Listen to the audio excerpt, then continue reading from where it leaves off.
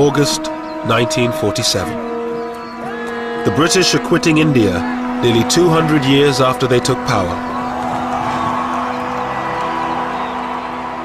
One of the largest, most ethnically diverse nations in the world has been divided. One country will now become two, India and Pakistan. As a British barrister draws a line on a map, a once peaceful land implodes. People are forced out of the villages they have lived in for generations. 15 million scramble to be on the right side of the new border. At least 1 million die in the process. And this huge mass of humanity just moving along, barefooted, no food, thirsty. It was a terrible sight, terrible sight. Communities that have lived together for centuries turn on each other in one of the worst communal massacres of the 20th century. It was so senseless, so utterly senseless. And yet, there's nothing you can do about it. Britain, the once great colonial power, looks on as India burns. Hindus and Muslims were in the grip of madness, lunacy.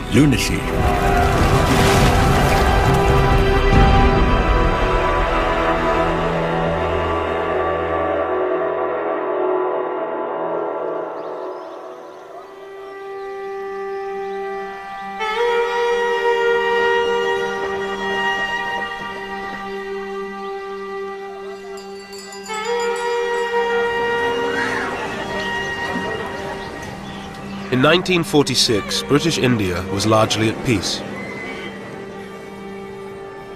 On the surface, there was communal harmony between Hindus, Muslims, and Sikhs.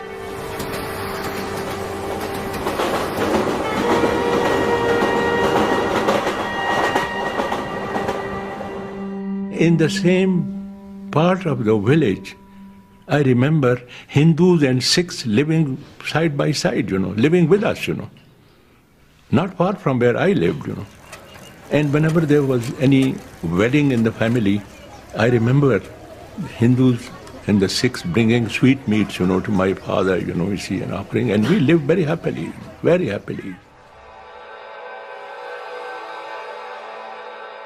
In British India, the 255 million Hindus were in a majority. India's 92 million Muslims were concentrated in the northwest and northeast of the country. The 6 million Sikhs lived mostly in the Punjab, one of the richest and most diverse provinces in India. Lahore was its ancient capital.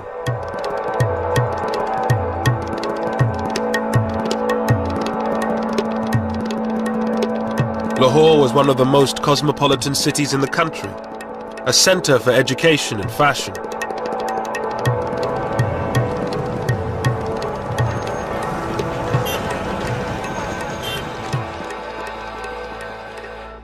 Roded Khan, a Muslim, had left his village to study law and history at Lahore's Foreman Christian College. Lahore took my breath away, It was a different city, and it was a different world.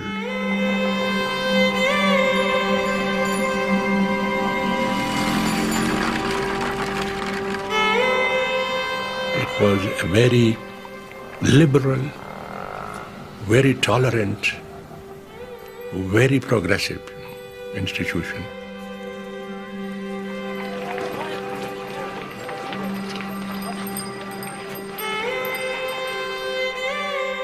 At the same time, Somanand, a Hindu, was in his final year of school in one of Lahore's fashionable suburbs.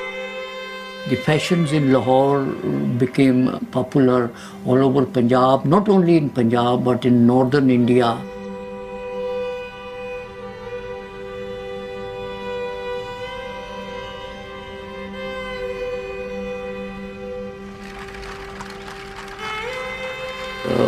There was a famous saying in Punjabi that a person who has not seen Lahore has not been born yet. He is yet to be born. In a few months' time, the peace of this ancient city would be shattered.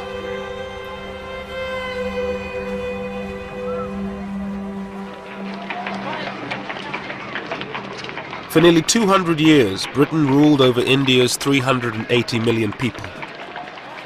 India was the centerpiece of Britain's empire, a source of money and power. For the British who were stationed there, life had changed little in decades.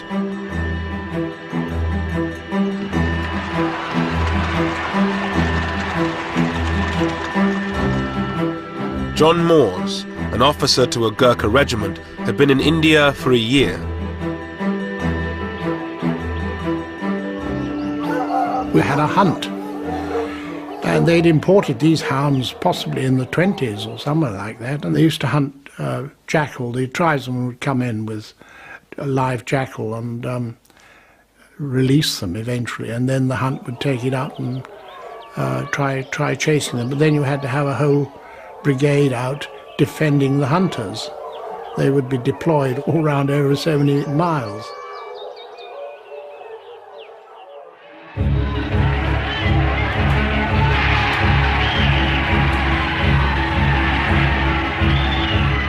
For decades, Indians had fought to rid themselves of British rule. The independence movement had been kept in check by ruthless military force. But by 1946, everything had changed. World War II had left Britain bankrupt. Mr. Moores and the other British troops knew that they would be the last. We knew that having come through a very expensive world war, that the cost of maintaining an army in India following the Far East War, we realised that this couldn't be paid for. The taxpayer, England was in a bad state, particularly 46, 47, financially.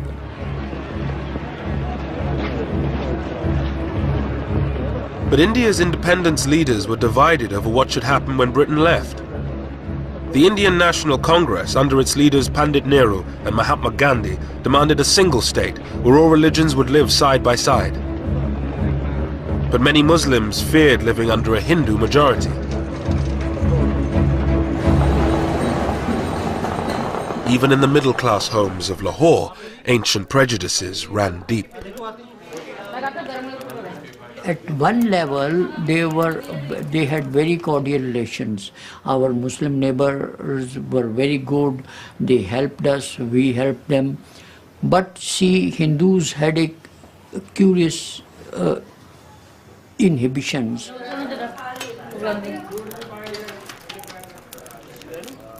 My mother's attitude, she didn't allow any Muslim to enter her kitchen. Any cooked thing from a Muslim home was not allowed to enter the kitchen. When she was eating, she would not allow her Muslim neighbors, the lady, to touch her. So such inhibitions and customs, they kept us apart. In Lahore's old city, Muslims were forbidden from drinking from the same taps as Hindus. Zahur Uddin, a Muslim, was a champion wrestler from the old city. बाकी असी लोग जाके लगले जांदे पानी पींदे सा ना वो छबील तो पानी गिलास ही कुछ सान नहीं पियाते वो इस तरह पानी भी नहीं सन पियाते उन्होंने एक एडी एडी लम्मी नौजल रखी सी लोहे की वो इतों फड़ते सन तो जिथे तुम बैठे हो ना उतों तक नौजल होंगी सी इतों पानी पाता सी तो असी इस तरह पानी पींदे सा वो छूत तो भी सानू छूत समझदा सी Hindu. The Muslims were not getting enough jobs, education, they were not so education. They envied Hindus who had the best of jobs and they always wanted. That's why the slogan of a Muslim homeland became very popular among the Muslims.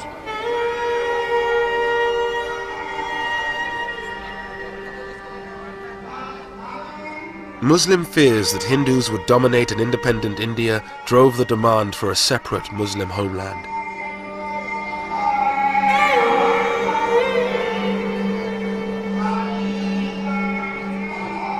It was championed principally by one man, a 70-year-old British-educated barrister, Muhammad Ali Jinnah. His Muslim League demanded the division of India into two, one country for the Hindus and Sikhs and another for the Muslims. Once the British leave, and there will be a democratic form of government, you see, But in a democratic form of government, the Hindus will always be in a majority, and the Muslim will always be in a minority. We have no chance. Our minority will never be transformed into a majority, and the Hindu majority will always remain a permanent majority. Therefore, we have no chance. Pandit Nehru, the leader of Congress, toured the country arguing the case for a united India. The whole idea that India should be divided was based on a fantastic notion that religion constitutes nationality. Nayantara Sehgal lived with her uncle, Pandit Nehru.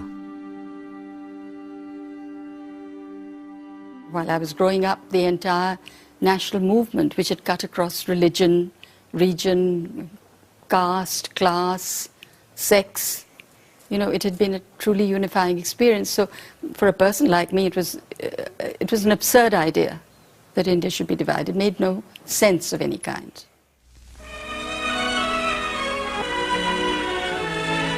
Clouds gather over Simla for the opening of Lord Wavell's conference with the Indian leaders. In March 1946, a British government delegation, the Cabinet Mission, arrived to negotiate between Congress and the League. This was supposed to be the breakthrough conference, where a deal would be struck leading to an independent India.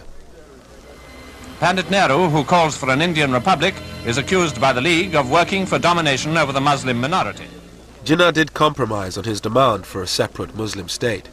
He accepted a united India if it had weak central powers. But Nehru, a socialist and believer in a strong central state, refused any such concessions to the Muslim League. Mr. Jinnah, the Muslim leader, holds fast to Pakistan, and it's reported that his maximum concessions were regarded by Congress as inadequate. At any rate, the fateful conference at Simla, following the preliminary work in Delhi, has ended in failure.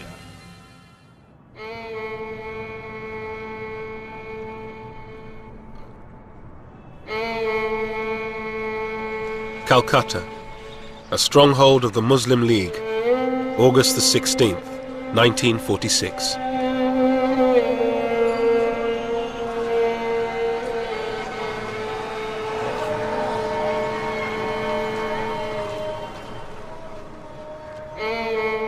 With the collapse of negotiations, Jinnah called for direct action. Thousands of Muslims gathered in the center of the city to demand a separate homeland, Pakistan.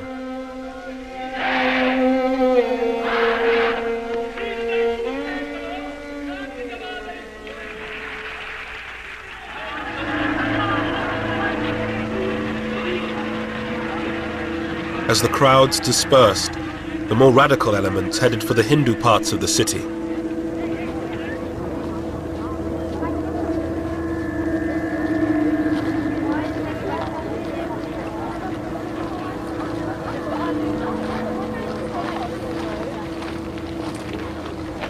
I was thinking of going out for a stroll, and then all of a sudden I found some Muslim hoodlums. They came out, shouted, "Nara-e Takbir, Allahu Akbar. Allah is the great master."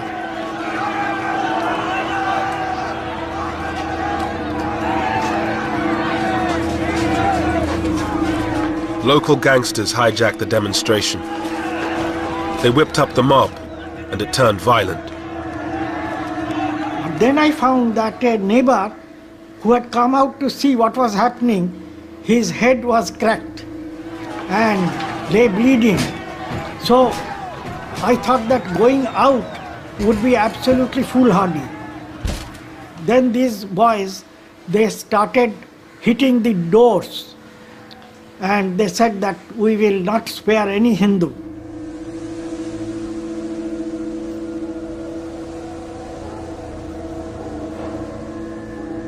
As the city erupted in communal violence, Muslim slaughter of Hindus turned to Hindu slaughter of Muslims.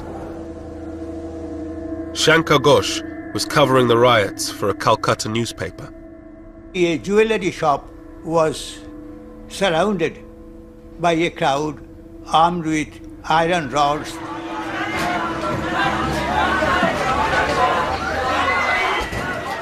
An elderly employee, he was already half dead in fear. He came with his folded hands like this. But this furious mob, they had no time to hear what he wanted to say. So I think a boy of 14 or 15 just pulled his leg as he came out, and the man fell down. And someone hit him on the head with an iron rod. I think that one blow had finished him.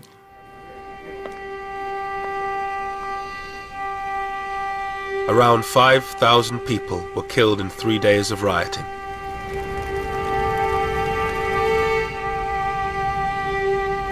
But the British, with one eye on leaving India and fearful of being overrun, ordered the troops to stay in their barracks until it was too late.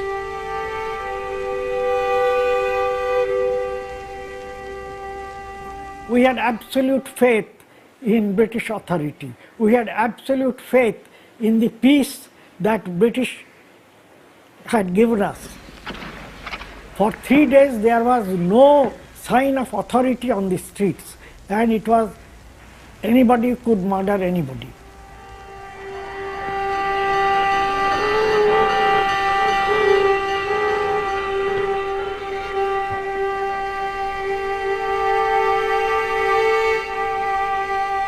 The Calcutta killings shattered the hope of the British that they could get out of India quietly and peacefully. With religious hatred and suspicion growing, the dream of a united India seemed to be falling apart. Pran Chopra was a young reporter for All India Radio at the time of the riots. Until then, there was still a possibility that there could be an undivided India. That impression evaporated in the heat of what came to be known as the Great Calcutta Killings. Once that impact spread through the rest of the country, the hope that India could remain undivided began to vanish. After Calcutta, the violence spread. In Bihar, Hindus largely massacred Muslims. In Noakhali, in Bengal, it was Hindus who were mostly under attack. With British power waning, India was in danger of falling apart in the chaos of communal violence. One man thought he could bring the country together and maintain the dream of a united India: Mahatma Gandhi. Ashoka Gupta was one of Gandhi's disciples. After the riots, Gandhiji's attitude was that we are same people, born in the same country, brought up in the same country. We have believed in the community living. Whether you follow this faith or that faith, it doesn't matter. It's the humanity which concerns.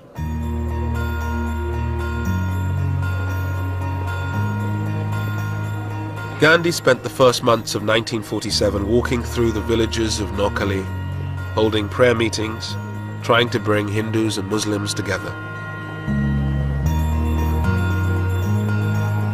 Ashoka Gupta went with him. Gandhi walked from one village to another, and while he walked, he sang. He rested in a Muslim house, then he rested in a Hindu house.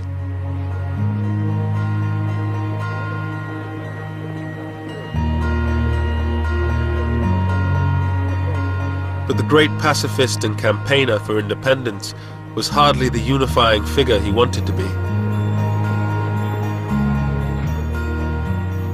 Gradually, the prayer meetings, the non-Hindus were absent. Shankar Ghosh reported the story for his Calcutta newspaper. The Muslims were not keen to come to him, were not keen to listen to him. And Before Gandhiji went on his morning trip from one village to another, they used to defile the path, spread thorns, bones, etc. on his road. An advance party had to be sent because he was in Noakhali, he was not wearing any shoes. He was walking barefoot. Gandhi had always opposed constitutional concessions to Muslims. For many of them, he represented Hindu supremacy. Mr. Gandhi did not appeal to the Muslims, He failed to win the hearts and minds of the Muslims of India, The way he used to talk about politics and his language, it was foreign. It did not appeal to Muslims at all, But he used to be practically, naked.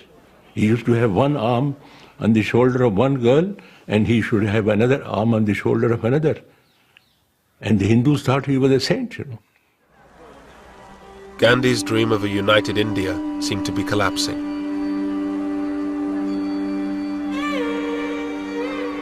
He was a sad man. I think nobody was listening to him.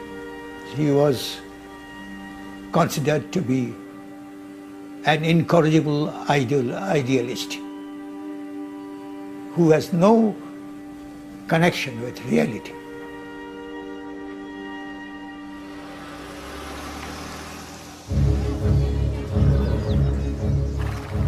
In February 1947, the British government made a dramatic declaration. They would definitely leave India by June 1948. But there was still no agreement on how to give India to the Indians. With chaos spreading, they decided on a radical solution: to appoint a new viceroy. The scene is North Holt Airfield. The occasion, the departure of Lord Mountbatten of Burma, who was leaving for India with his wife. Before the new viceroy, there lay the task of holding office for the brief but obviously difficult period of just over a year until the date when Indians are to take full control of India. Everyone in Britain, I'm certain, wishes the viceroy all possible success in India. I was in school, and they said, you'll miss the last term of school, and we're taking you out in the middle of this term because Dad has been appointed Viceroy of India, and so we're going out for probably a couple of years. And, thought we'd take you as well, because you can be useful.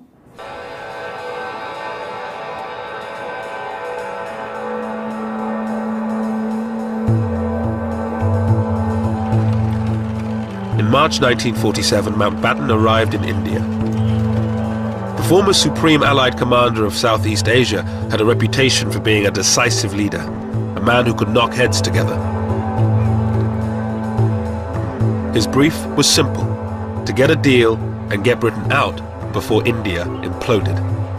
The swearing in, of course, was a very great ceremony in the Durbar Hall, and so trumpeters and all the staff in their full dress uniform, my father in full dress uniform, my mother in a long white dress, and I think a sort of laurel wreaths in her hair. And they looked like film stars.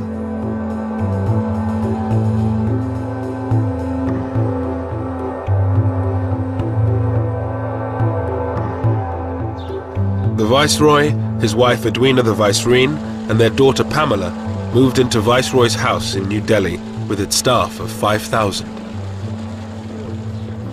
In Viceroy's house, there were indoor gardeners. Now, the indoor gardeners just arranged the flowers in the vases and changed the water. And there were 25 of them as indoor gardeners. There was one man who spent his entire time with a seal that bore the British crown, stamping the butter pads. And there was another unfortunate man known as the chicken plucker, who did nothing else. So the scale was so amazing. Narendra Singh Sarila was to become Mountbatten's aide-de-camp, his personal assistant. Among other things, his job was to assist on tiger hunts. Lord Mountbatten was a very articulate man, and he used to plan ahead what he's going to do. And he used to carry it through ruthlessly. Despite the formalities of life at Viceroy's house, Mountbatten seemed like a new breed of Viceroy. First of all, his background helped him, because everybody knew that he was cousin of the king. But still, he acted without any airs. And I think that impressed Indians, because other viceroys kept, their sort of upper lip and that sort of thing. And I think that helped to impress people. Well, the first thing that was different with my father and mother was that when they were entertaining, I mean, they were in India, they invited Indians, which had never happened before.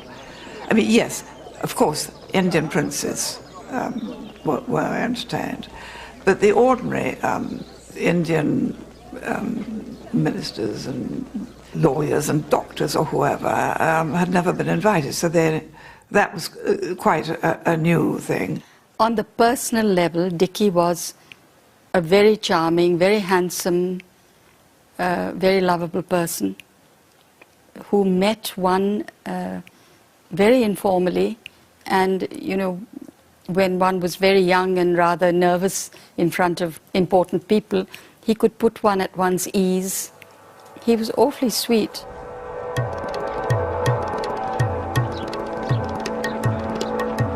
Mountbatten's first task was to meet the Indian leaders, Mahatma Gandhi and Pandit Nehru for Congress, and Muhammad Ali Jinnah for the Muslim League. He hoped his more informal style would give him greater success than his stuffier predecessors. They sat away from the desks in armchairs and were offered refreshments of some kind, and he would say, well, now, before you put me in the picture politically and in the state of India, do tell me a bit about yourself. It was a technique that worked with Nehru. The two would become lifelong friends, but it totally failed with Jinnah. He came out of the meeting afterwards and said to his aides, my goodness, he was cold, cold as ice.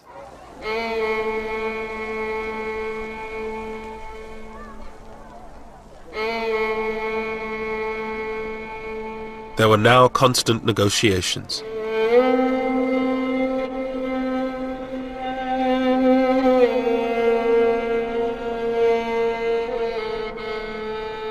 As a divided India became a real possibility, the political tensions at the centre filtered down to the local level.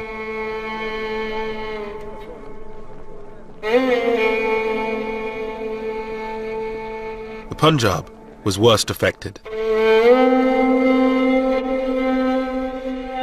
The province was one of the wealthiest in India. Hindus, Muslims and Sikhs all claimed it as their own.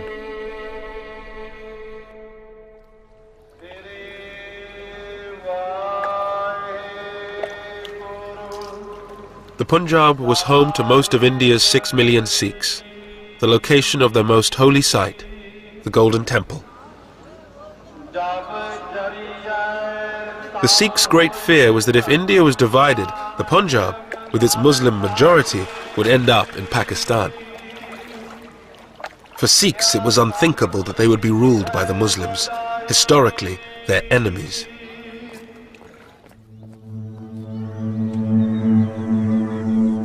In many villages of the Punjab, communal harmony began to break down.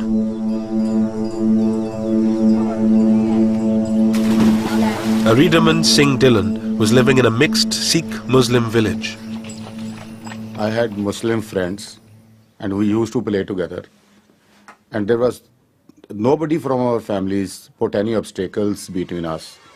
But when the strife began, then I was prohibited from going out with my Muslim friends. But we would sneak away and often will get caught and scolded. My grandfather, he noticed us going about playing around in the fields. We tried to hide, But ultimately he found out and I was giving a good thrashing and scolded. Bhai Jassa Singh ji, Bhai Nihal Singh ji, as a young boy, he watched local politicians stir up divisions between the communities for their own ends.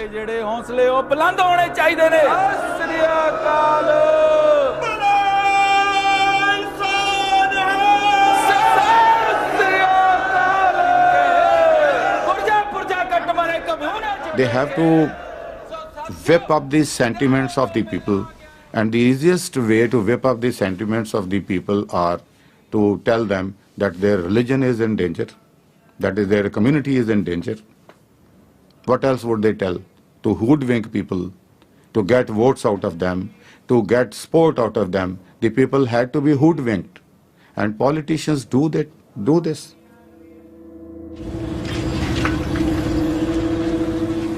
Tension also increased in the Punjab's capital, Lahore.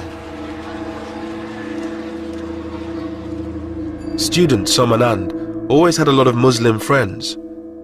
They now refused to talk to him. A class fellow of mine raised the Congress flag on the school building. The Muslims were very furious. Why? They also raised their Muslim League flag on the school building. So the tension increased. The distrust was already there under the surface. It was there for centuries, but now it came above the surface. John Moores and his band of Gurkhas were now sent to Lahore to help the local police keep the peace. We arrived in Lahore around about the 23rd of April. We already knew that there were rumblings going on for intelligence that had been passed to us, and we were briefed on that. And our first job was to get to know the city and how to get around it.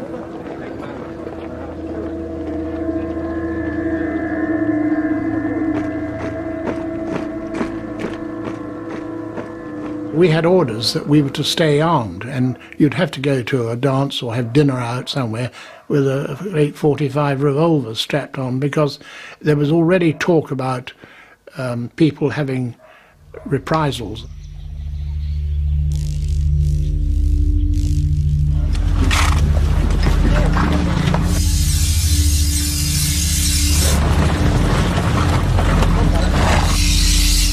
In the villages of the Punjab, there were few British patrols.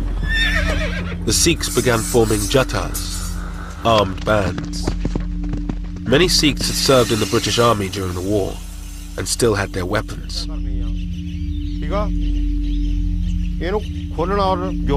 These ex-soldiers began to train their Sikh brothers to prevent a Muslim takeover of the Punjab.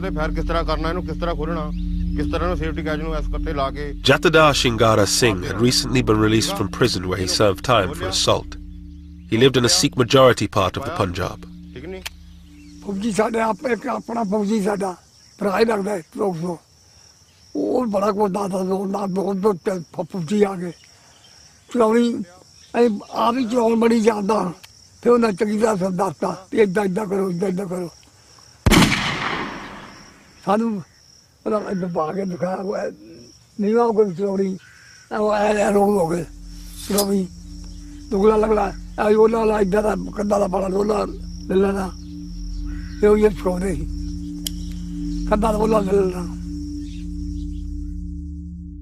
A number of Muslims from our village had come down to see my grandfather and told him that they have heard rumors that certain people are getting together in adjoining villages to attack our village and other villages to kill the Muslims.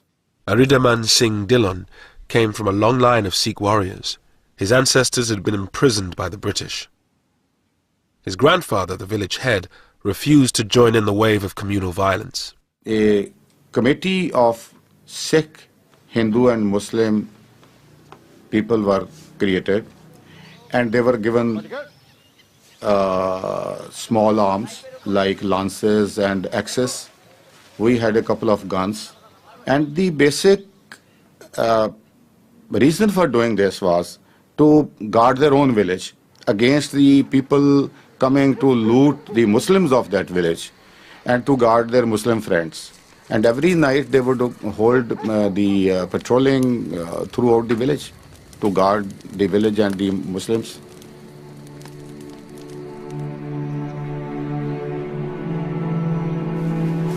Seeing the Sikh preparations for war, Muslim villagers decided to launch a first strike. In March 1947, Sikh villages around Rawalpindi came under attack. ਝਾੜੀਆਂ ਕੋਲ ਵੱਡੇ ਆਦਮੀ ਦਿਸਣ ਲੱਗ ਪਏ ਅੱਲਾਹੁ ਅਕਬਰ ਯਾ ਅਲੀ ਅੱਕਾ ਅੱਲਾਹੁ ਅਕਬਰ ਯਾ ਅਲੀ ਨਾਲ ਹੀ ਉਹਨਾਂ ਦੇ ਕੁਲਾੜੀਆਂ ਹੁੰਦੀਆਂ ਸਨ ਕੁਲਾੜੀਆਂ ਉਹ ਉਛਾਲ ਰਹੇ ਸਨ ਔਰ ਬੜੇ ਮਤਲਬ ਯਾਨੀ ਐਗਰੈਸਿਵ ਸਨ ਬੜੇ ਗੁੱਸੇ ਵਿੱਚ ਸਨ ਜਿਸ ਤਰ੍ਹਾਂ ਕਿ ਸਾਨੂੰ ਖਾਈ ਜਾਣਗੇ ਤੇ ਸਾਡੇ ਵਾਸਤੇ ਵੀ ਇੱਕ ਨਵੀਂ ਗੱਲ ਸੀ ਕਿ ਸਦੀਆਂ ਤੋਂ ਅਸੀਂ ਉੱਥੇ ਲੋਕ ਰਹਿ ਰਹੇ ਸਨ ਕਿ ਹੋਇਆ ਕੀ ਹੈ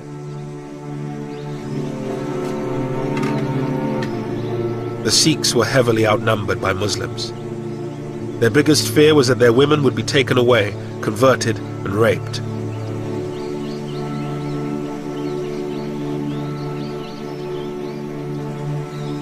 एक मुसलमान सी गुलाम रसूल उसका नाम सी उसने एक लड़की की डिमांड की थी कि एक लड़की मैनू दे दिओ ते असी सारे लोगों नू वो बदमाश टाइप का आदमी सी और असी सारे लोगों नू इत्थों हटा देंगे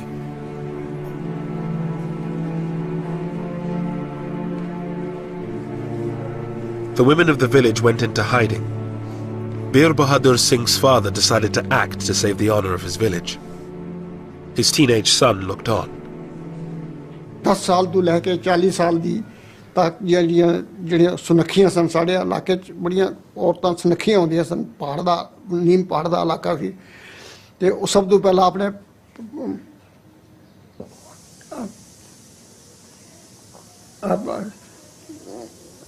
थोड़ा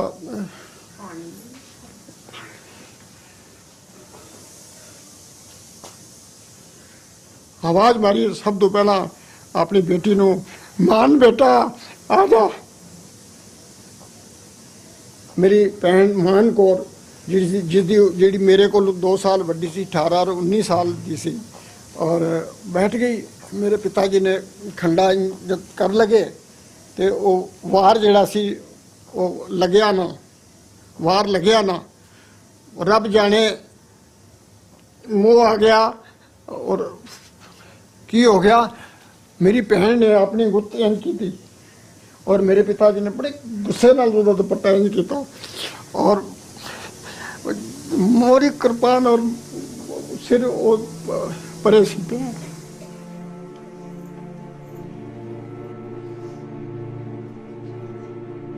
और 2 चाचा भतीजा ने मेरे एक होर ताया जी भी उपर सन जिन्हों का काफ़ी बड़ा शरीर सी उन्होंने सारिया ने कट्टना शुरू किया खट खट खट की आवाज़ आन सी मैं यकीन जान के जाना 60 साल मैंने अज की याद है किसी ने हाई नहीं की बस वाहगुरू की आवाज़ आती रही है किसी ने हाई नहीं की कोई नस्सी नहीं किसी ने रोला नहीं पाया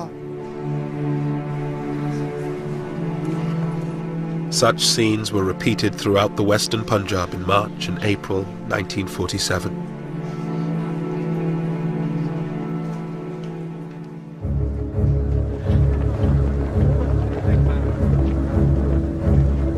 With the threat of all-out conflict, a deal became a matter of urgency. The Congress leader, Pandit Nehru, now had power within his grasp. But to get the British out quickly, he had to compromise. He abandoned his dream of a united India and accepted partition. A statement will be read to you tonight, giving the final decision of His Majesty's government as to the method by which power will be transferred from British to Indian hands. On the night of June 3rd, 1947, Mountbatten, Jinnah and Nehru broadcast the news that they had finally struck a deal. They would divide India in 2. I must honestly appeal to every community, and particularly to Muslim India, to maintain peace and order. I couldn't believe it. I couldn't believe it. It was like a dream come true, you know. mighty forces are at work in the world today and in India, and I have no doubt that we are ushering in a period of greatness for India. I remember I heaved a sigh of relief that there was partition, because we did not want to live with the Muslims anymore. But there can be no question of coercing any large areas in which one community has a majority to live against their will under a government in which another community has a majority. The partition deal involved giving those provinces with a Muslim majority to Pakistan and those with a Hindu one to India. But Mountbatten and Nehru insisted that the Punjab and Bengal would be treated differently despite their Muslim majorities. Jinnah was forced to accept that both these provinces would be cut in half and divided between India and Pakistan. The next day, at a press conference, Mountbatten dropped a bombshell. Britain would not be leaving in June 1948, as had been planned, but on August 15, 1947, just 3 months away. When asked why the date had been brought forward by nearly a year, Mountbatten replied, "Why should we wait? Waiting would mean that I should be responsible, ultimately, for law and order." It should have been possible for them to say that, look, there is no great hurry, don't fix a timetable, let it proceed in a more orderly manner. But he was a decisive man. This is the job I have to do, this is the date by which I'll do it. This was his personality. That made the pace of the partition furious, impossible to moderate.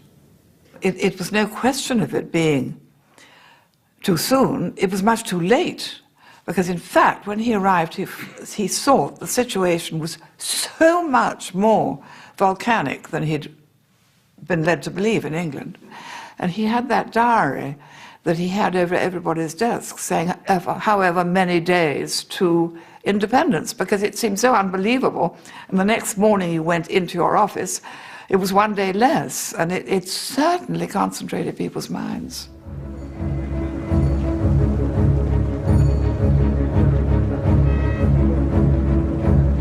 But with 3 months to go, no decision had been made on one crucial matter: where the border between Pakistan and India would lie. A new boundary had to be urgently drawn up. The man chosen for the task had never been east of Paris: British barrister Sir Cyril Radcliffe. Cyril Radcliffe was a very remarkable man. It was not just the quality of his mind, though that was formidable, perhaps the most formidable I ever encountered, I think. He had this unerring gift for going to the heart of anything he was discussing. He came very clearly to a rational conclusion. He was a very rational man. On July 8th, Radcliffe arrived in India. He moved into a bungalow on the Viceroy's estate. With partition only 36 days away, he met Mountbatten. The brilliant and serious barrister did not quite hit it off with the flamboyant Viceroy. I think he thought that he was a vain man, and not a man whose judgment was totally to be relied upon. But he didn't dislike him, and I think he respected the fact that Mountbatten was the last Viceroy and doing the best he could with a very difficult remit. Could you get me the figures, please, for the Gurdaspur district? I believe I'm right in saying that there is a narrow Muslim majority, but not a substantial one. Yes, it's 50.6%. 50.6. With his private secretary, Christopher Beaumont, Radcliffe began his work. His toughest job would be in the Punjab and Bengal, which were being divided in two. Radcliffe was being asked to draw a line through the middle of both provinces. In doing so, he would look at which religion was in a majority in each individual district, but he would also take into account other factors, such as the connection of railways, canals, and irrigation channels. In the streets of its great capital, Lahore, there was uncertainty over which side of the city the border would fall.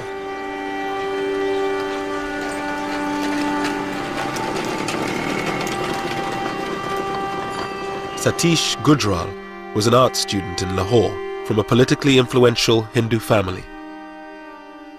Most of my Muslim friends also agreed that logically speaking, there was more chance that Lahore will go to Indian side. Because seeing everything belongs to Hindus, education, money, banks, insurance, buildings.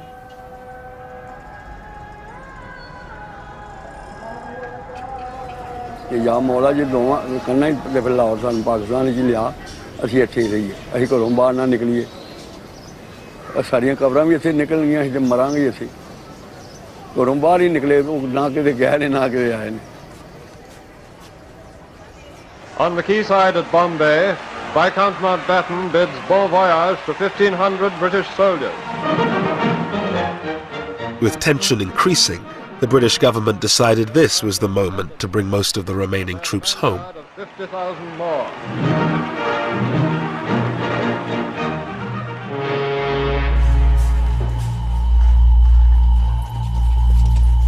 With just over a month to partition, tension on the streets of Lahore began to turn to violence. There was a date and everybody then knew that do whatever you can now, because after this date you won't be able to do it. Whether it's looting Muslims or looting Hindus, whatever it might be. So therefore the date itself became a driver. With the borders still to be decided, Muslims, Sikhs and Hindus began to clear their neighborhoods of anyone not of their community. माहौल जो खराब होंदा गया फिर इहो ही होंदा गया कि इत्थों जेह्ड़े मुंडे सन ना वो रेहड़ी ते वड्ढ के ना वड्ढ वड्ढिया करके एक अद्धा बंदा मिल गया कोई फस गया उन्होंने वड्ढ के बोरी पा के ते उत्थे लिया के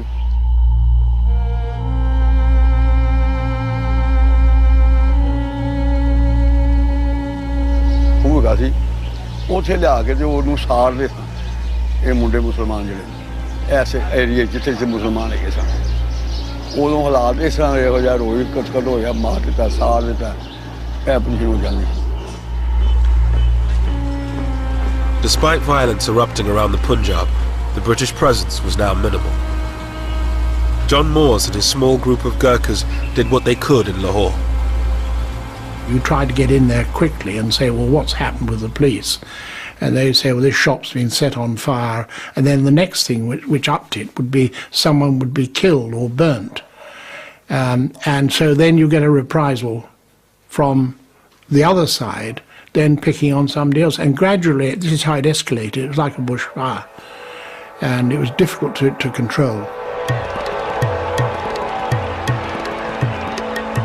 As Lahore tore itself apart, Mountbatten had other problems to solve. Partition was just a few weeks away, but the future of large parts of India had yet to be decided, that of the princely states.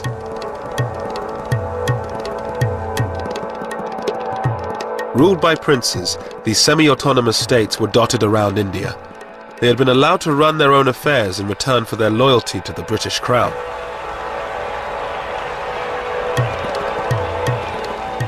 The princes assumed the British would allow them to decide their own fate after they left. But Mountbatten had done a secret deal with Nehru. He would hand most of them over to India. Narendra Singh Sarila, then a young prince, attended the meeting where Mountbatten announced their future. In July 47, my father said that the last Chamber of Princes meeting is going to take place in Delhi, in which Mountbatten will address the princes. It is an important meeting. You go, you deputize for me. You know, he was trying to build me up. On July 25th, the princes gathered to hear what Mountbatten was offering them.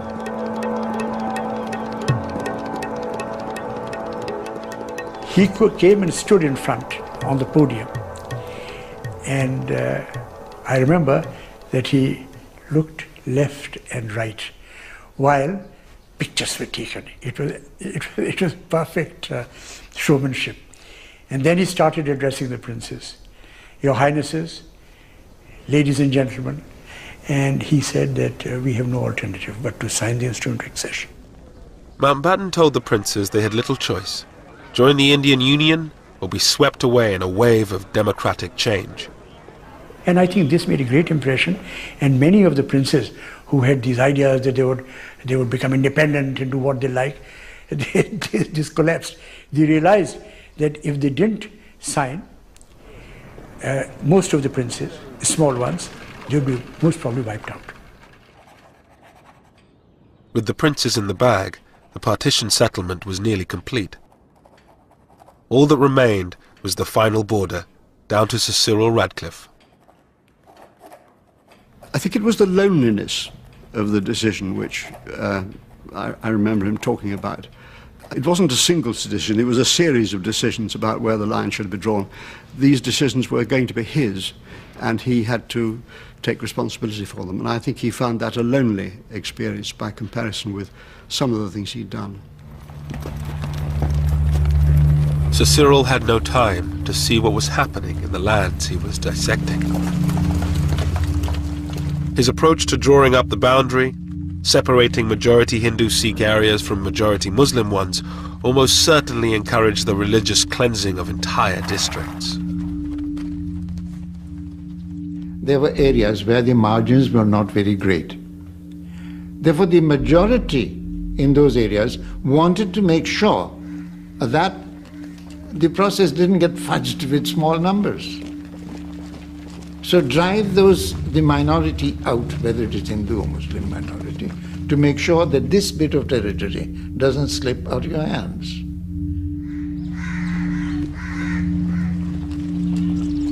Mayhem now ensued in the villages of the Punjab. A few individuals took a stand. Dylan's grandfather was threatened for trying to protect his Muslim neighbors. Some people had often sent messages to my grandfather that people who were going about looting and killing Muslims, they wanted to eliminate our family because we were putting an obstacle in their way. But my grandfather would not be deterred. He would not be afraid. He was that way.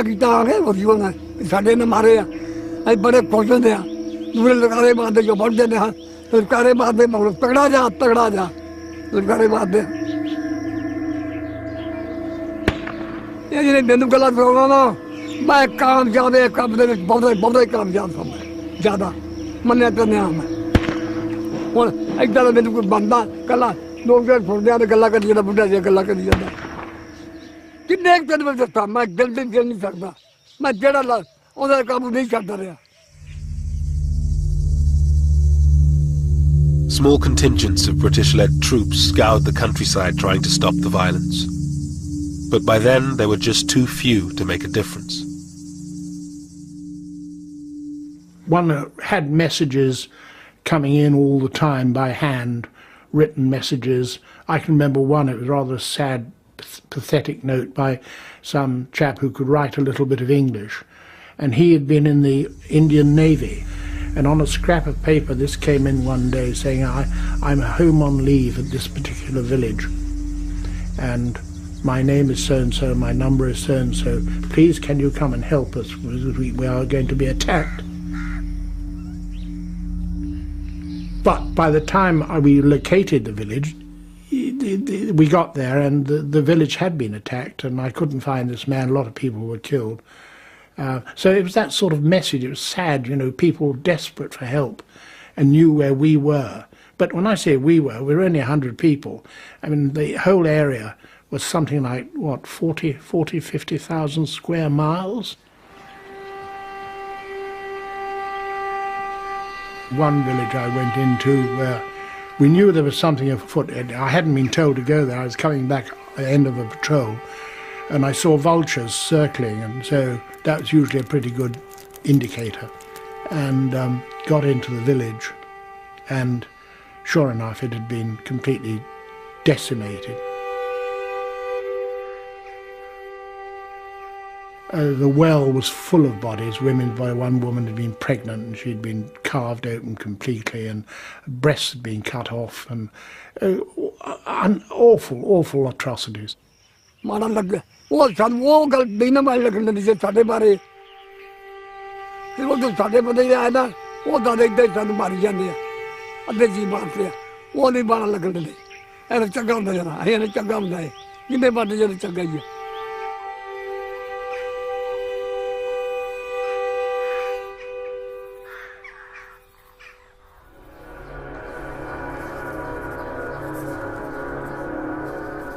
In Lahore, murder was now an everyday occurrence. With partition just 2 weeks away, rumours circulated that the city would go to Pakistan. Lahore's richer Hindus took no chances. There was tension. The Hindus started leaving much before the partition Lahore. They knew that Lahore would go to Pakistan. They started leaving the city, but they pretended that they are not leaving. They kept their drawing rooms as it was there. All the sofas and all the furniture was there. In the hearts there was a hope lingered that Lahore would be on this side.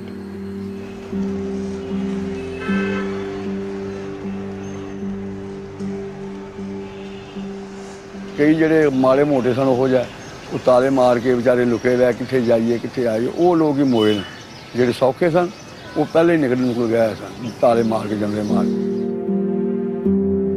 Som's father, a bank manager in Lahore, said if they could live under the British, they could live under the Muslims. I didn't want to leave. My father also didn't want to leave. He hoped. And he said, okay, all these people who are leaving, they are fools, they'll come back tomorrow.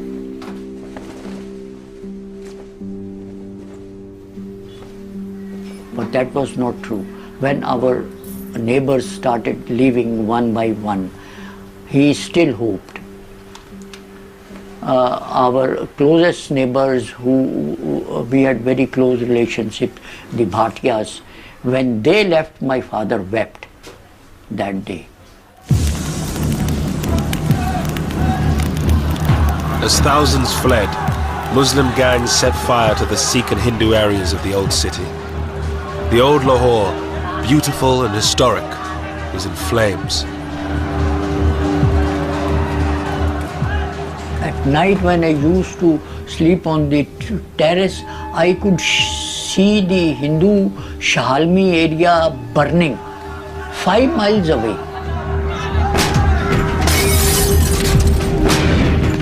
The flames could be seen, so high the flames were. Shahalmi was a thickly populated Hindu area. It was burnt down completely. And I could see 5 miles away the flames, the light, all that. And we were so terrified that night. All around my house, people were running. Children, adults, women.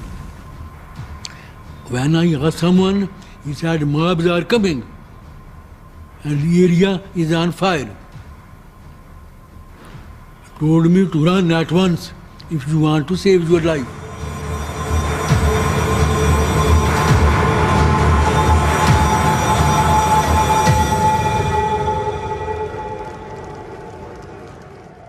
The whole horizon full of fire, smokes, and all red. It was such a sad, sad, sad moment for my life. Seeing Lahore, such a beautiful city, it was all burning. I have done what I can in drawing the line to eliminate any avoidable cutting of railway communications and of river systems, which are... On August 9th, Radcliffe had finished drawing up the border. But Mountbatten decided to keep the new boundary a secret until after independence, so the British wouldn't be blamed for any ensuing violence. The delay prolonged the uncertainty, and some believe it increased the loss of life. Signed, Cyril Radcliffe. I never forgave him. Why he kept the decision to be announced about Lahore so late? I feel much killing would have been saved if they had announced the fate of Lahore 15 days before. On the eve of independence, Radcliffe wrote to his stepson in London. Nobody in India will love me for my award about the Punjab and Bengal, and there will be roughly 80 million people with a grievance who will begin looking for me. I do not want them to find me. I've worked and travelled and sweated. Oh, how I have sweated the whole time. Radcliffe left India 4 days later, never to return. He was deeply conscious that his rulings or his recommendations would generate controversy, conflict, and the possibility of a loss of a lot of human life. I do remember him saying that any solution, any drawing of the line would have done that.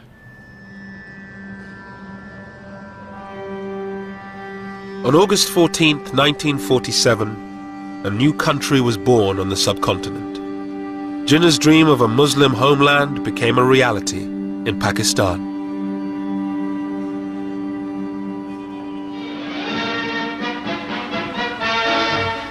Through Karachi streets drives the Quaid-e-Azam, Muhammad Ali Jinnah, Pakistan's first Governor-General. It's Karachi's first day of independence, and the crowds are out to greet him and Earl Mountbatten. Mountbatten was in Karachi to declare independence for the newly created state. Bizarrely, no one except he and Radcliffe knew where its borders were, but this didn't stop the celebrations.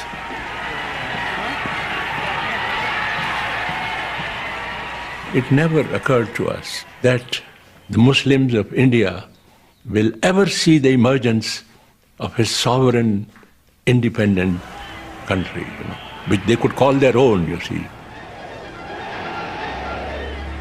A country they could live for, a country they could die for, you see. It never occurred to us,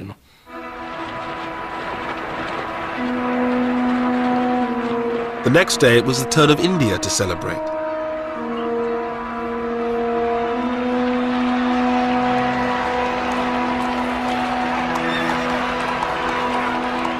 Hundreds of thousands thronged the streets as Nehru, Mountbatten, his wife Edwina and their daughter Pamela made their way to the Constituent Assembly.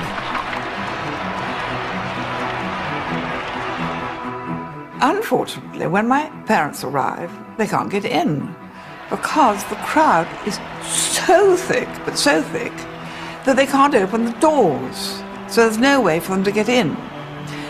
So somebody has to crawl in some window and go to the Prime Minister and say, it's like the Viceroy can't get in because the crowd is so vast. Will you come and sort it out? So Nehru had to sort of scuttle around back and start hitting people and shouting at people and clearing away, which he was always brilliant at and loved doing. And eventually my parents were allowed to make their state entrance considerably less dignified than had been expected.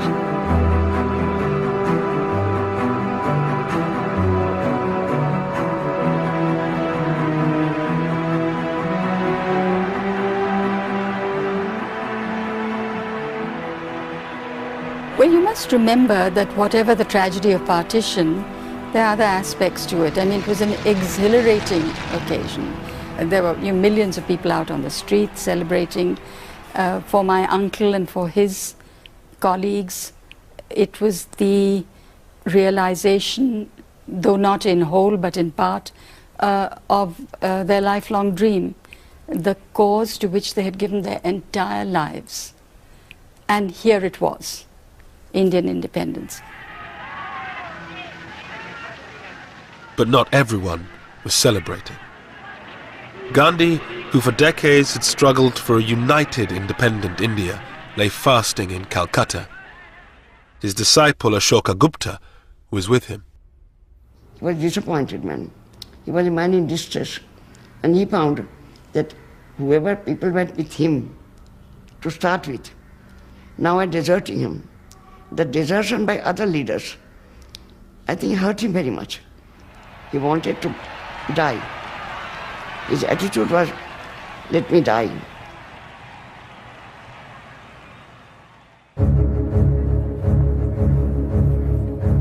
With the celebrations over, Mountbatten finally announced the new border.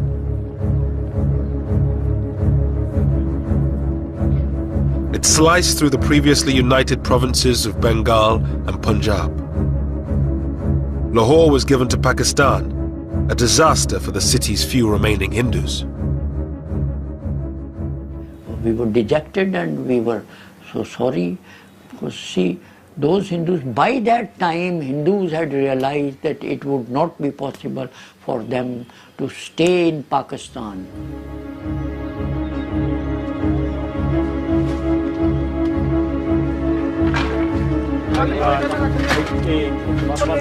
Millions of people were now on the move. Muslims who found themselves on the Indian side of the border, and Hindus and Sikhs who were on the Pakistani side.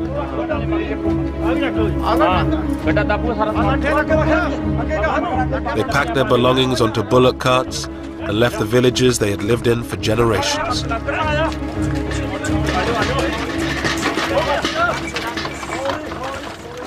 डरते हैं जी हाँ डरते हैं बहुत तो डरते हैं भी अजीब आजन कोई चीज नहीं चुकन दी वाला भाई आके कुछ नहीं जाना तुम अपनी जाना ले जाओ गड्डियां ते बहन दी करो गड्डियां ते दो दो बोरियां आटा सुट लिया जिन्ना घर हैगा सके ते एक गड्ढा सी 6 घरां दा कोई पता नहीं सी इन्हां नहीं पता भी आया भी अपने पिंड ही जावांगे इत्थे बलगणी आउणा सी पिछे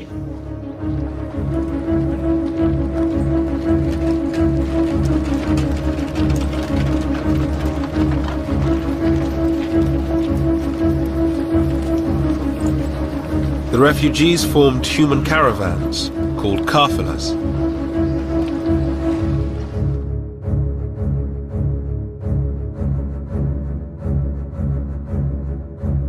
The lucky ones had military escorts to protect them from armed bands waiting on the roads.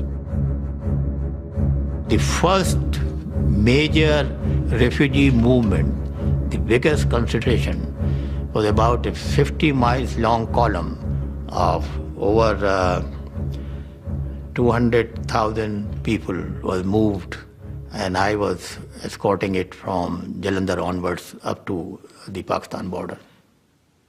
Wajahat Hussain was a young army officer. He had been sent to the Punjab to deal with disturbances on the border. We had very few troops with us, very few troops with us. So here were these people. There were no transport arrangements. There were no arrangements for the medical cover. There was nothing except that we had collected these people in open spaces. They were told to move, and they were moving on foot. Some had bullock carts, and they put their belongings on the bullock carts, and their old people and children. Others were on the foot. And we used to do about, initially we used to do about 15 to 20 miles in a day. But as they got tired, as the days passed by, they became less and less. Military, military ਆਉਂਦੀ ਰਹੀ ਅੱਗੇ ਪਿੱਛੇ ਪਿੱਛੇ ਅਸੀਂ ਨਾਲ ਨਾਲ ਦੋ ਤਿੰਨ ਮੌਤਾਂ ਵੀ ਸਾਡੀਆਂ ਉੱਥੇ ਆ ਕੇ ਹੋ ਗਈਆਂ ਹੈਗਾ ਹੋ ਗਿਆ ਬਿਮਾਰੀ ਪੈ ਗਈ ਬਹੁਤ ਜ਼ਿਆਦੀ ਬੜੀ ਮੁਸੀਬਤ ਸੀ ਬਿਠੇ ਫਿਰ ਕਾਬਲਾ ਖਲਾ ਨੇਰ ਪੈ ਨੇਰੀ ਪੈ ਜਹਾਜ਼ਾਂ 'ਚ ਵੀ ਰੋਟੀਆਂ ਸਾਨੂੰ ਇਸ ਤਰ੍ਹਾਂ ਬਾਹਰ ਪੈ ਜਾਣਾ ਉੱਥੇ ਕਾਬਲਾ ਕਰਨਾ ਤੇ ਕੋਈ ਜੇ ਪੱਕੀਆਂ ਤੇ ਪੱਕੀਆਂ ਨਹੀਂ ਪੱਕੀਆਂ ਨਹੀਂ ਪੱਕੀਆਂ ਨਹੀਂ ਪਾਣੀ ਗੰਦੇ ਪੀਤੇ ਪਤਾ ਨਾ ਇੱਥੇ ਝੋਨੇ ਲੱਗੇ ਝੋਨਿਆਂ ਵਿੱਚ ਆਇਆ ਕਰਕੇ ਤੇ ਪਾਣੀ ਪੀਣਾ Throughout August and September, the columns of refugees grew and grew, from hundreds of thousands to millions. Well, you imagine 2 million people on one road virtually, and it's just a seething mass of people trying to get water, trying to call in, wells were poisoned, trying to find food, trying to cope, trying to cook, women having children. It's awful, awful things.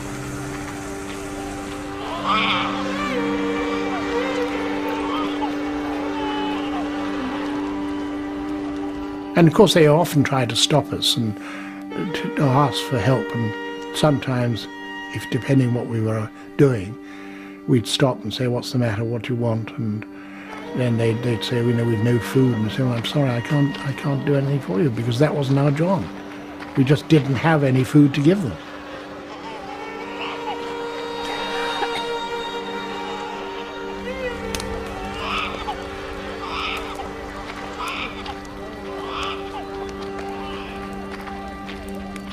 First they used to start throwing their baggage which they were carrying, everybody, whatever little they had to carry.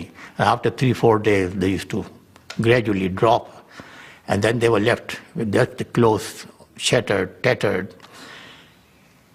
And lastly, the mothers leaving their small babies. That was our biggest problem.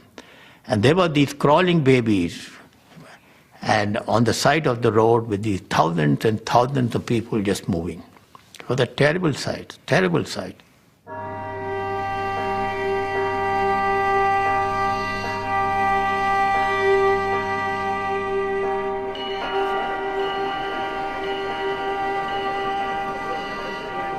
Tens of thousands of people boarded special refugee trains that made their way between India and Pakistan. They were easy prey for the armed gangs that roamed the countryside. It was John Moore's job to escort a trainload of Muslim refugees to Pakistan.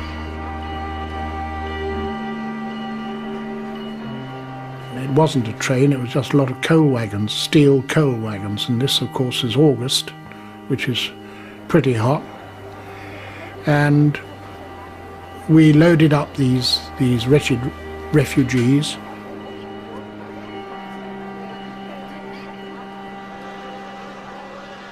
It was very distressing, and the journey from Ambala to Amritsar by train normally, you could do it in about, I suppose, 4 or 5 hours. And in this case it took 4 days.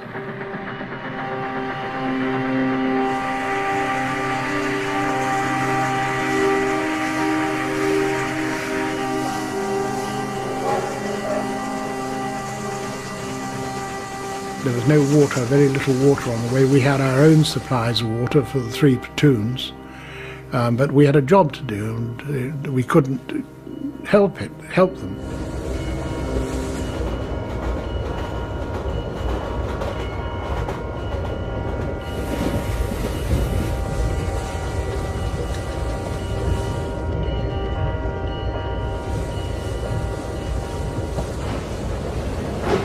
3 days into their journey, they reached the Sikh stronghold of Amritsar. Just 14 miles from the border, they were forced to stop to pick up water. The station had been taken over by hundreds of armed Sikhs. Amritsar station was crawling with, it was packed, it was like sardines, right across, not just the platforms, but across the tracks. They all had weapons of some sort or another. Some were old blunderbusses, some were fairly modern rifles, spears, swords. They were shoulder to shoulder crowds, and pushing and shouting and screaming, and you realized that you were just going into a hell, and if you didn't look tough, you were for trouble because they would then have gone for us before the refugees.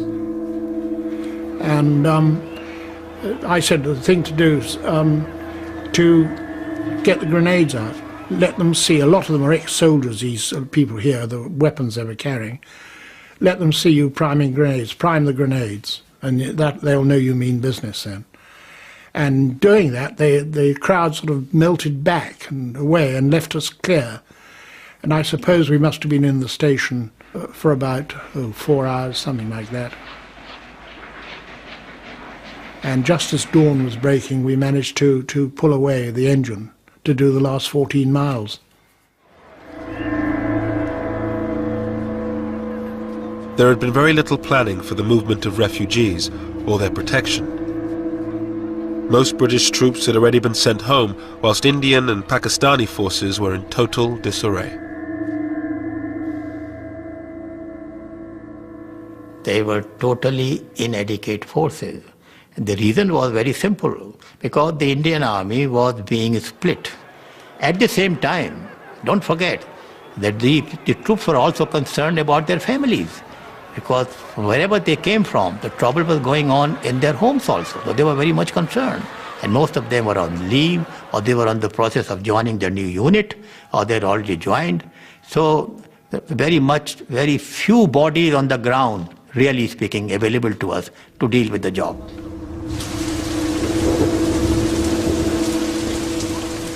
Most trains had no military escorts with inevitable consequences. John Moores was called to Ambala station to meet a train that had been attacked. This was a trainload of, I don't know, 500, 600, 700 people, most of whom had been killed, slaughtered, mainly elderly people, young children, young women, and they had been attacked and slaughtered, shot. I can remember seeing a young woman with her, she was still alive, her head open, cut open, and you could see her brains, and knew there was nothing that we could do. We hadn't got any surgical facilities or anything like that.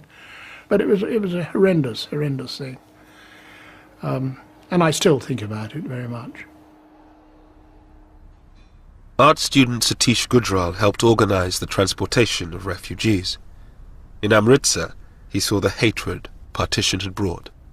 The Muslim girls' school nearby had been raided, and all these girls had been brought out, stripped, then taken in procession to this location, where they were being systematically raped. I have recalled in my life story that when watching it, I looked at the face of those others who were attending it in search of compassion. I found none.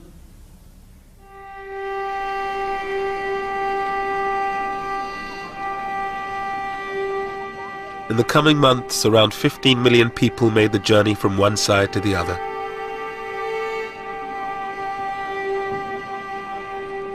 At least 1 million were dead.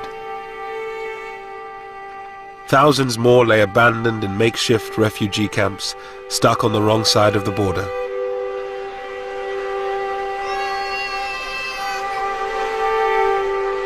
The Viceroy now led the relief effort. My mother was forever visiting the Punjab. She visited in 5 months.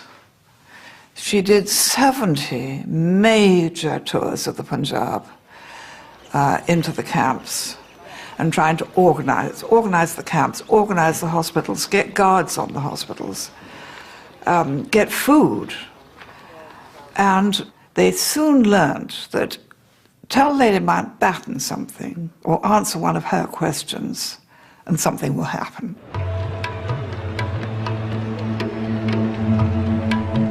Pandit Nehru, the new Prime Minister of India, toured some of the camps with her. Finally, he came face to face with the price his people had paid for partition. Satish Gujral was in a refugee camp in Lahore when he arrived.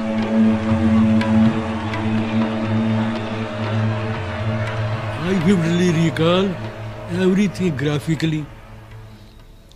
The refugees wanted to kill him. He was shocked. A man who grew up as the darling of the people was going to be killed by the same people. I had been in pro-Nehru fellow, but that evening I did not feel, because I thought for the leaders having been truly responsible for all this havoc. So I thought he was only harvesting what he had sowed. So that first time that day, I felt no reverence toward him.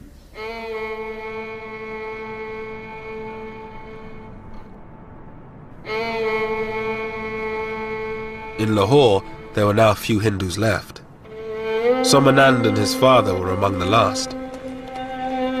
In the weeks following partition, they came under attack from Muslim gangs seeking a religiously pure Lahore.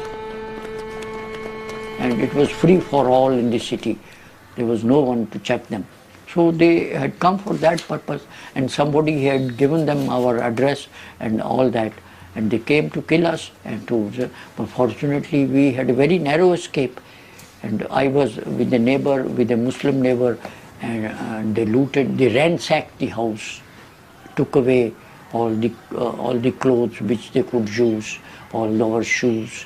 And when our Muslim neighbor raised a hue and cry, they said, "We'll shoot you if you support the Kafirs." It was too much even for Som and his father, who throughout the violence had held out the hope that they could stay on in the city of their birth.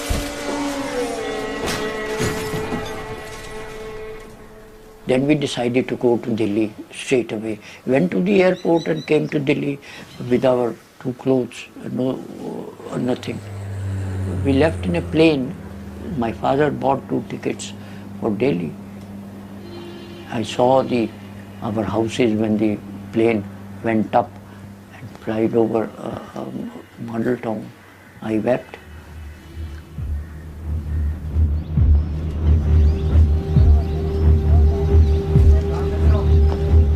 In Dillon's village, where the Muslims had been protected by his grandfather, the Indian army arrived one day and ordered the Muslims out.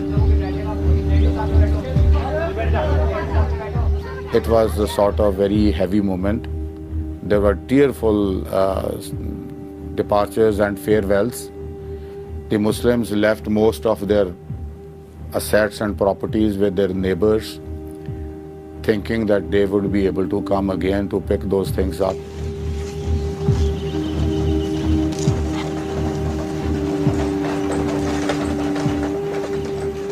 Initially, the people felt very remorse about their going. But then, in a couple of days, they try to occupy their homes. They try to take away whatever they had left.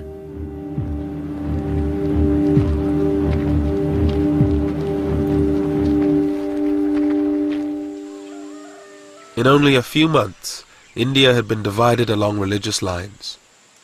The Indian part of the Punjab was cleared of nearly all its Muslims, while Pakistan was emptied of most of its Sikhs and Hindus.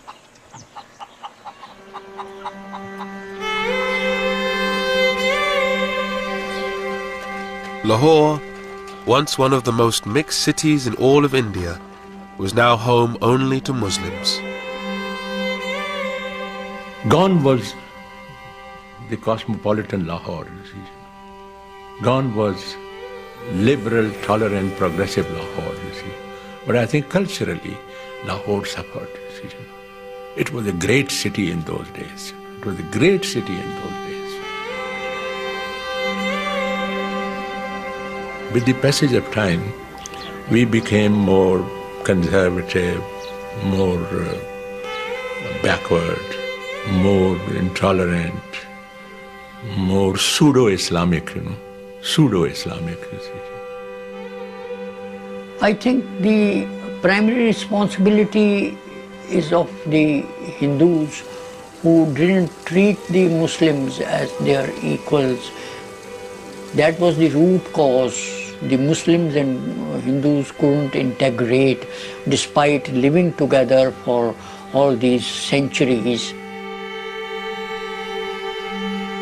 With the partition over, the job was done for the few British troops still left in India. John Moores returned to Britain at the end of 1947. I think the worst thing was that we couldn't stop the violence. The unnecessary cruelty is something which we didn't really know much about. Mountbatten stayed on in India until the end of 1948 as its Governor-General. He returned to his career in the Navy, becoming First Sea Lord. He was killed by an IRA bomb in 1979. The whole problem was that Mountbatten tried to do this job in too short a time. To expect a country to be partitioned, a new country to be created, and within 2 months move the portion of the government of India to Pakistan, and to move the troops to Pakistan and from Pakistan to India was a tremendous job. It cannot be done, and that's exactly what happened. Everything went out of control.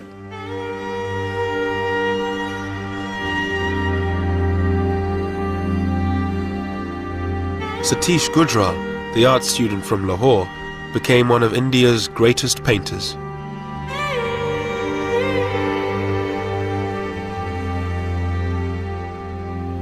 This experience sank in me so deep after partition and began to paint without any consciously effort. This woman suffering, this brutality of man to man became my theme.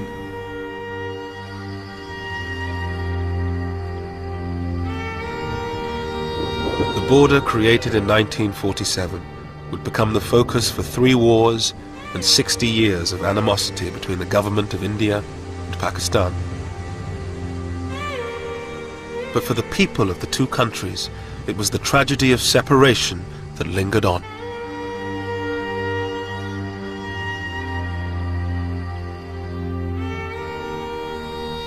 I missed my friends. I couldn't understand why they had to go. Why were they pushed away? The only thing was that they were being pushed away. I knew they were not going happily, so I couldn't understand why. And I still think, why? What did anybody get out of it?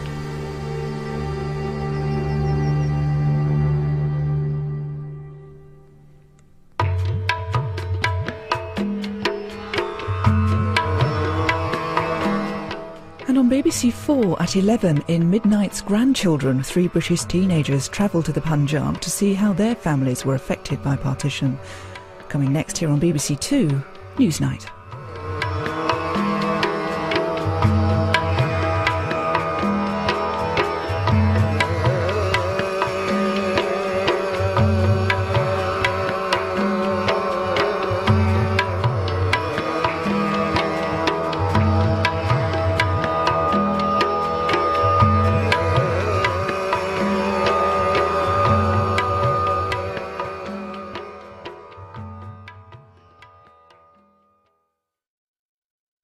What's it really like to be British and Asian today? How has the independence of 60 years ago affected your life? Have your say. Asian Nation continues today on the BBC Asian Network.